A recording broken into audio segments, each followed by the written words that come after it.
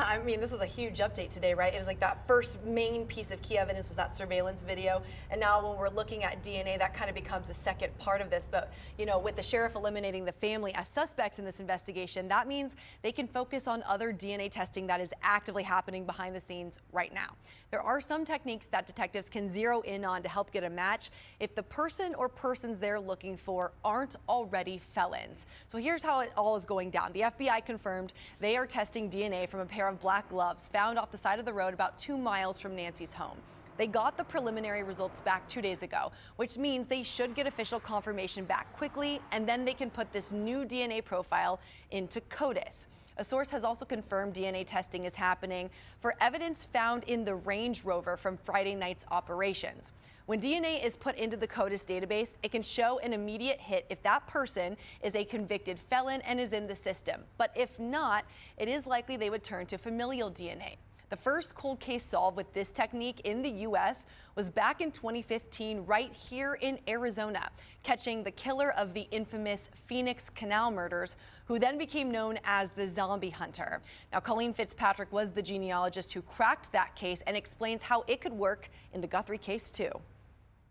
When you upload to our genealogy databases, you'll get a list of DNA cousins. They're people that match different amounts of DNA with you. So they're related to you. So because they're related to you, they have to be related to each other, either by blood or by marriage. So basically, you take those top matches, you build the trees out, and they start to connect and connect and connect. And it's sort of like a big Sudoku puzzle. And when you're done, you're going to have one piece that's missing, and that's the person you're looking for or one of his siblings. To be able to And Fitzpatrick worked alongside former Phoenix Police cold case detective Troy Hillman to crack the Phoenix case. Hillman explains how the DNA and genetic genealogy process would be applicable to the Guthrie case now. And they're kind of starting from the crime scene, which is her house, and they kind of radiate evidence kind of radiates out from there. So they're looking at what I would call secondary crime scenes. So the location where they found the gloves could be a secondary crime scene.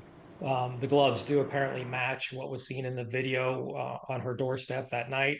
So it's looking as a very strong clue, and could lead to a strong lead, but it doesn't necessarily mean that person did it. They would have more work to do to prove the level we call probable cause.